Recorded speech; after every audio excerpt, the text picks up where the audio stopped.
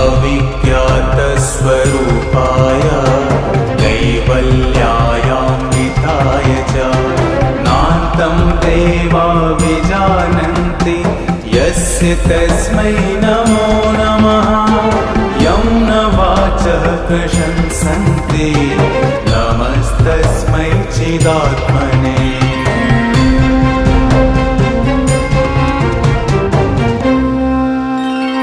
योगिनो यं हृदः कोशे प्रणिधानेन निश्चलाः ज्योतिरूपं प्रपश्यन्ति तस्मै श्रीब्रह्मणे नमः।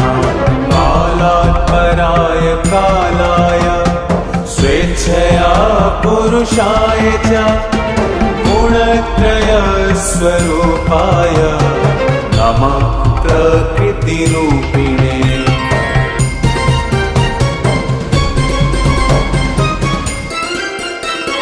विष्णवे सत्त्वरूपाय रजोरूपाय वेधसे तमोरूपाय रुद्राय स्थितिसर्गान्तकारिणे नमो नमः।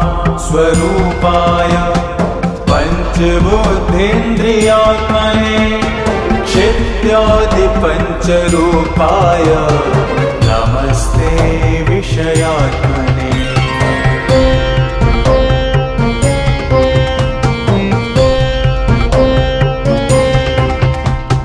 नमो ब्रह्माण्डरूपाय तदन्तर्वर्तिने नमः। अर्वाचीन पराचीन विश्वरूपाय ते नमः। अचिन्त्यनित्यरूपाय सदसत्पतये नमः। नमस्ते भक्तकृपया स्वेच्छाविष्कृतविग्रह।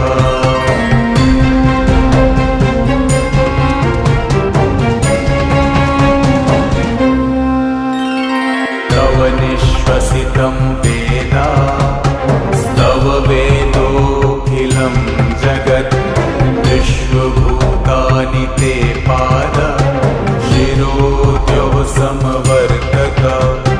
नाभ्या आसीदन्तरिक्षं लोमानि च वनस्पतिः चन्द्रमा मनसो जातश्चक्षो सूर्यस्तव प्रभो।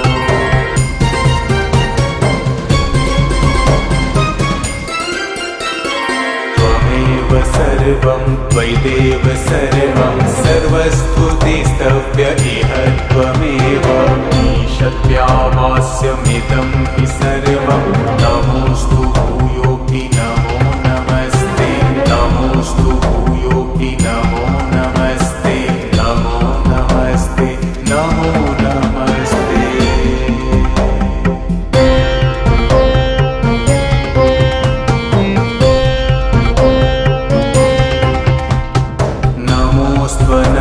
नमोऽस्त्वनन्तरूपाय नीलकण्ठ नमोऽस्तु ते। अविज्ञातस्वरूपाय कैवल्यायान्विताय च नान्तं देवा विजानन्ति यस्य तस्मै नमो नमः। यं न वाचः प्रशंसन्ति नमस्तस्मै चिदात्मने।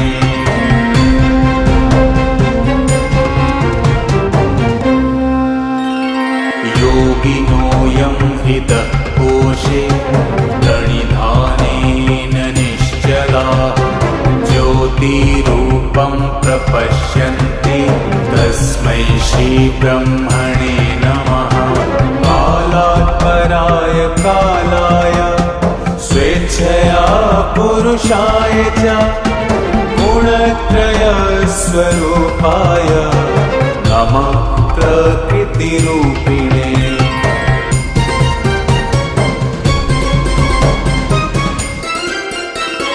विष्णवे सत्त्वरूपाय रजोरूपाय वेधसे तमोरूपाय रुद्राय स्थितिसर्गान्तकारिणे स्थितिसर्गान्तकारिणे नमो नमः स्वरूपाय पञ्चबुद्धीन्द्रियात्मने क्षित्यादिपञ्चरूपाय नमस्ते विषयात्मने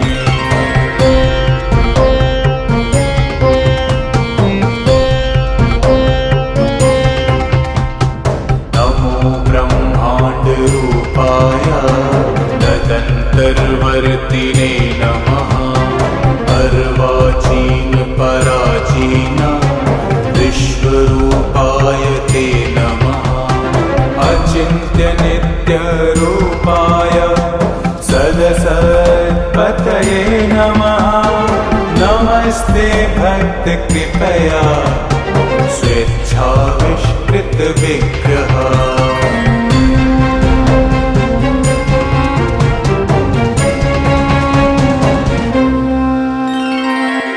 निश्वसितं वेदा स्तव वेदोऽखिलं जगत् विश्वभूतानि ते पाद शिरोद्यौ समवर्तत नाभ्या आसीदन्तरिक्षं लोमानि च वनस्पतिः चन्द्रमा मनसो जातश्चक्षो सूर्यस्तव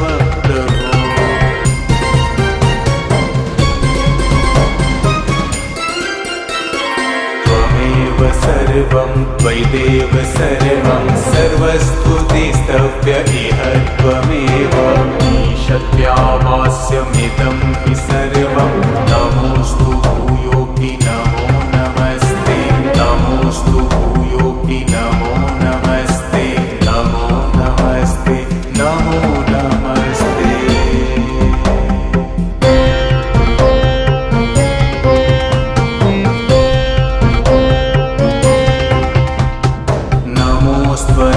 नमोऽस्त्वनन्तरूपाय नीलकण्ठ नमोऽस्तु ते अविज्ञातस्वरूपाय कैवल्यायान्विताय च नान्तं देवा विजानन्ति यस्य तस्मै नमो नमः यं न वाचः प्रशंसन्ति नमस्तस्मै चिदात्मने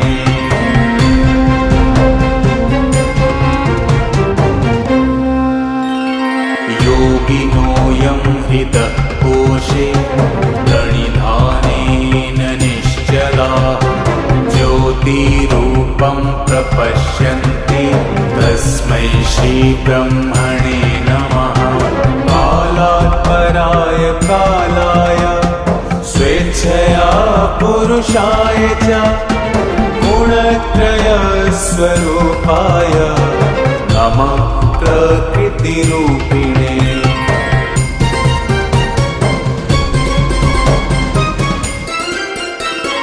विष्णवे सत्त्वरूपाय रजोरूपाय वेधसे तमोरूपाय रुद्राय स्थितिसर्गान्तकारिणे नमो नमः स्वरूपाय पञ्चबुद्धीन्द्रियात्मने क्षित्यादिपञ्चरूपाय नमस्ते विषयात्मने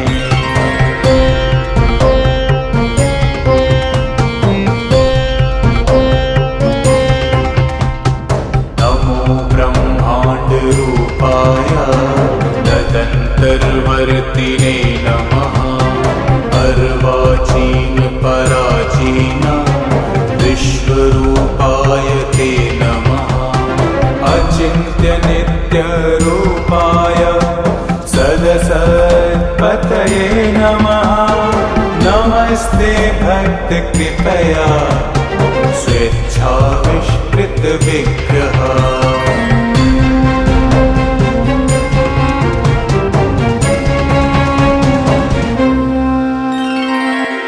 निश्वसितं वेदा स्तव वेदोऽखिलं जगत् विश्वभूतानि ते पाद शिरोद्यौ समवर्त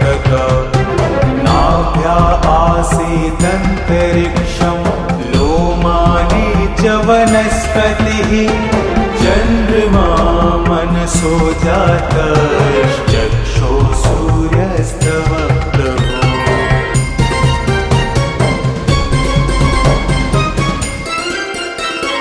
त्वमेव सर्वं त्वयिदेव सर्वं सर्वस्तुतिस्तव्य इह त्वमेव ईशत्यावास्यमिदं हि सर्वं नमोऽस्तु भूयोऽपि नमो नमस्ते नमोऽस्तु भूयोऽपि नमो नमस्ते नमो नमस्ते नमो नमस्ते।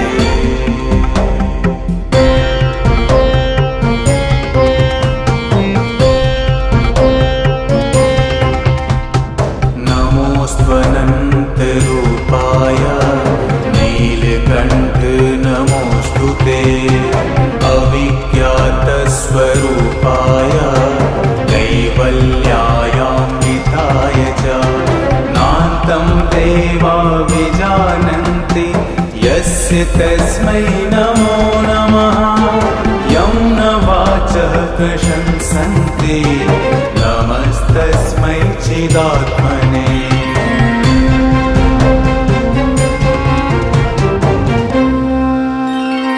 योगिनोऽयं हृदः कोशे प्रणिधानेन निश्चला ज्योतिरूपं प्रपश्यन्ति तस्मै श्रीब्रह्मणे नमः। कालात् पराय कालाय स्वेच्छया पुरुषाय च गुणत्रयस्वरूपाय नमः प्रकृतिरूपिणे।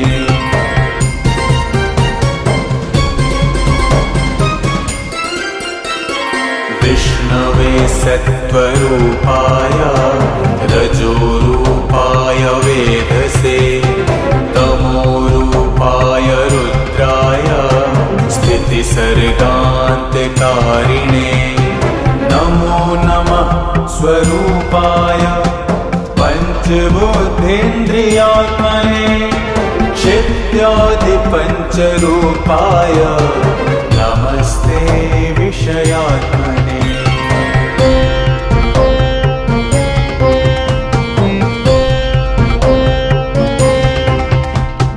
नमो ब्रह्माण्डरूपाय तदन्तर्वर्तिने नमः। अर्वाचीन पराचीन विश्वरूपाय ते नमः। अचिन्त्य नित्यरूपाय सदसत्पतये नमः। नमस्ते भक्तकृपया स्वेच्छाविष्कृतविग्रह।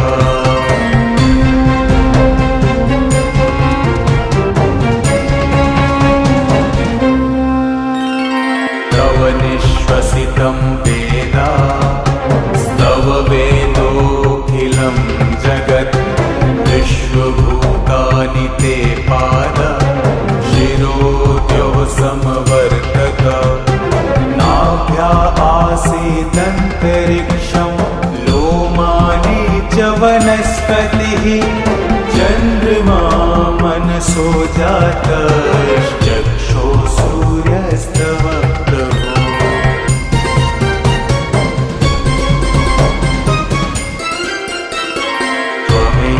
सर्वं त्वयिदेव सर्वं सर्वस्तुतिस्तव्य इह त्वमेव ईशत्यावास्यमिदं हि सर्वं नमोऽस्तु भूयोऽपि नमो नमस्ते नमोऽस्तु भूयोऽपि नमो नमस्ते नमो नमस्ते नमो नमस्ते।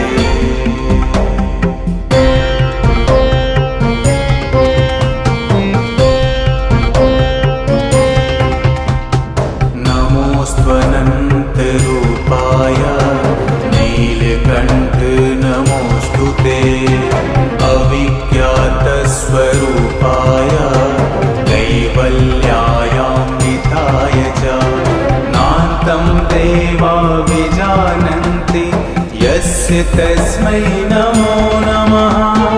यं न वाचः प्रशंसन्ति नमस्तस्मै चिदात्मने।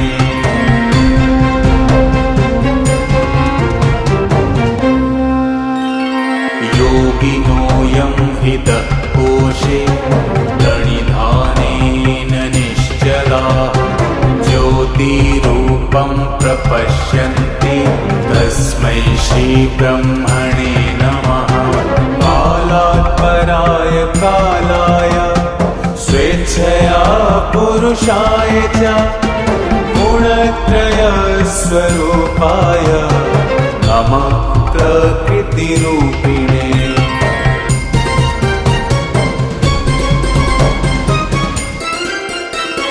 विष्णवे सत्त्वरूपाय रजोरूपाय वेधसे तमोरूपाय रुद्राय स्थितिसर्गान्तकारिणे नमो नमः स्वरूपाय पञ्चबुद्धीन्द्रियात्मने क्षित्यादिपञ्चरूपाय नमस्ते विषयात्मने।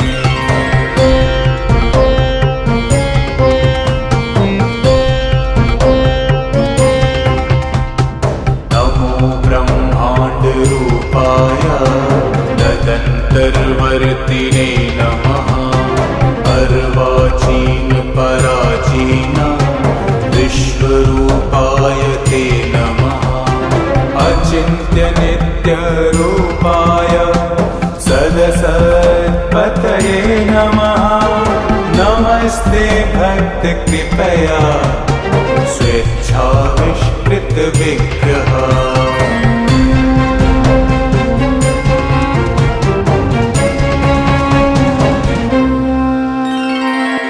निश्वसितं वेदा स्तव वेदोऽखिलं जगत् विश्वभूतानि ते पाद शिरोद्यौ समवर्तक। नाभ्या आसीदन्तरिक्षं लोमानि च वनस्पतिः चन्द्रमा मनसो जातश्चक्षो सूर्यस्तव प्रभो।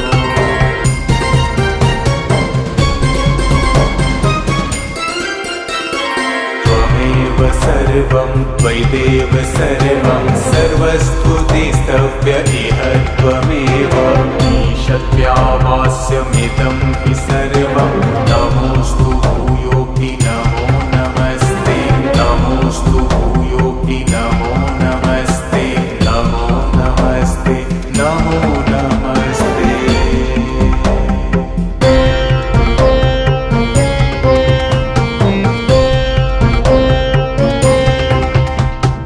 नमोऽस्त्वनन्तरूपाय नीलकण्ठ नमोऽस्तु ते। अविज्ञातस्वरूपाय कैवल्यायान्विताय च नान्तं देवा विजानन्ति यस्य तस्मै नमो नमः। यं न वाचः प्रशंसन्ति नमस्तस्मै चिदात्मने।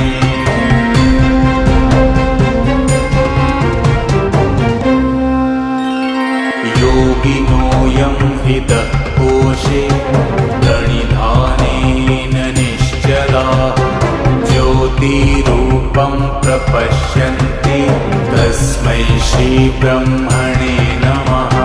कालात् पराय कालाय स्वेच्छया पुरुषाय च गुणत्रयस्वरूपाय नमः प्रकृतिरूपिणे।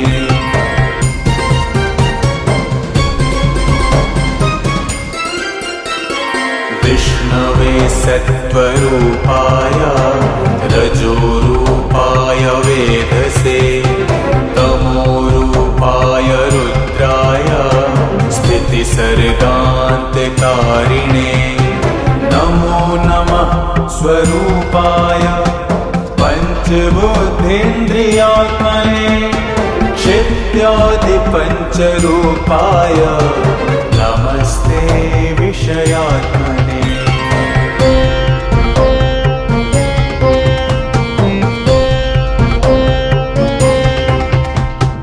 नमो ब्रह्माण्डरूपाय तदन्तर्वर्तिने नमः। अर्वाचीन पराचीन विश्वरूपाय ते नमः अचिन्त्य नित्यरूपाय सदसत्पतये नमः नमस्ते भक्तकृपया स्वेच्छाविष्कृत विग्रह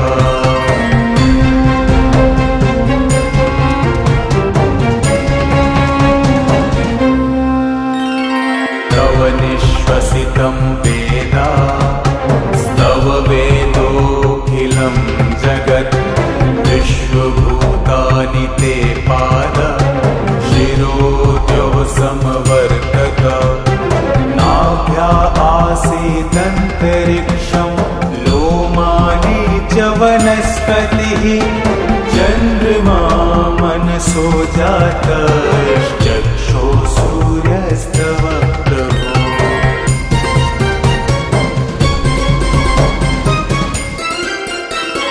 त्वमेव सर्वं त्वयिदेव सर्वं सर्वस्तुतिस्तव्य इह त्वमेव ईशत्यावास्यमिदं हि